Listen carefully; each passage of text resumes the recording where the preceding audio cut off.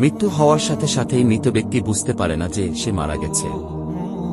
মৃত্যু পরবর্তী সময়ে আত্মীয় স্বজনের কান্নাকাটি, তাকে গোসল করানো, কাফনের কাপড় পরানো, এমনকি তাকে কবরস্থ করা পর্যন্ত নিজেকে সে মনে করে মৃত্যুর স্বপ্ন দেখছে।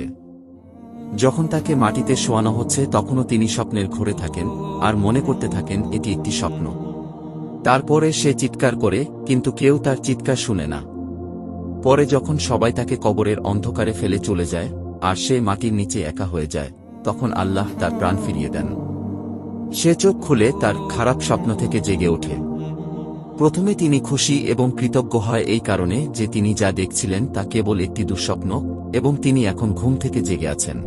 তারপরে সে তার দেহটি স্পর্শ করতে শুরু করে, যা কেবল একটি সাদা কাপড়ে জড়িয়ে রাখা হয়েছিল। তখন সে অবাক হয়ে বলতে থাকে, আমার শার্ট কোথায়, আমার প্যান্ট কোথায়? এবং সে আরও অবাক হয়ে বলতে থাকে, আমি কোথায়, এই জায়গাটি কোথায়, সর্বত্র ময়লামাটির গন্ধ কেন, আমি এখানে কি করছি? অতঃপর সে বুঝতে শুরু করে যে সে ভূগর্ভস্থ এবং তিনি যে অভিজ্ঞতা নিচ্ছেন তা স্বপ্ন নয়। এবং সে আরও বুঝতে পারে যে তিনি সত্যিই মারা গেছেন।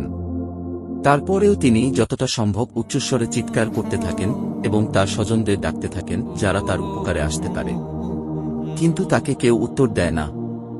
অতঃপর সে মনে করে যে এই মুহূর্তে কেবলমাত্র আশা মহান আল্লাহর কাছে।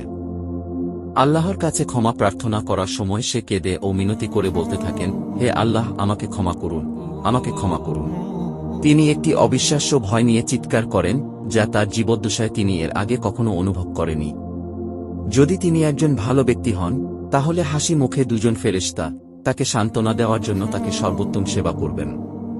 আর যদি সে খারাপ লোক হয় তবে দুজন ফেরেশতা তার ভয় আরও বাড়িয়ে দেবে এবং তাদের কুরুচিপূর্ণ কাজ অনুসারে তাকে নির্যাতন করবে। আমরা জীবনে বহুবার বোবায় ধরা স্বপ্ন দেখে থাকি। আমরা কথা বলতে চাই কিন্তু বলতে পারি না, চিৎকার করতে চাই কিন্তু চিৎকার করতে পারি না, পাশের লোকদেরকে ডাকি কিন্তু তারা তা শুনতে পারে না। তখন ভয়ে দম বন্ধ হয়ে আসার অবস্থা হয়। এমন সময় কেউ হয়তো এসে ধাক্কা দিয়ে জাগিয়ে দেয়। মৃত্যুর পরের অবস্থা অনেকটা এরকমই। মৃত ব্যক্তি সব দেখতে পারেন, আপনজনদের কান্নাকাটি, দাফন কাফনের আয়োজন সব দেখতে পারেন, কিন্তু সেই বোবায় ধরা স্বপ্নের মতো তিনি নিরুপায় হয়ে সব দেখতে থাকেন। মৃত্যুর শুরু থেকে তার জীবনে ঘটে যাওয়া সমস্ত ঘটনাবলীই তিনি দেখতে থাকেন ভয়ঙ্কর স্বপ্নের মতো। হে আল্লাহ, আমার সমস্ত গুনাহগুলো ও আমার মা বাবা, স্ত্রী, সন্তান এবং আমার পরিবার এবং বন্ধুবান্ধব সকলের গুনাহ ক্ষমা করুন।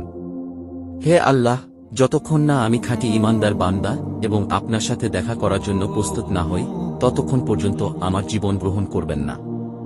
হে আল্লাহ, আমাদেরকে হেদায়েত করুন।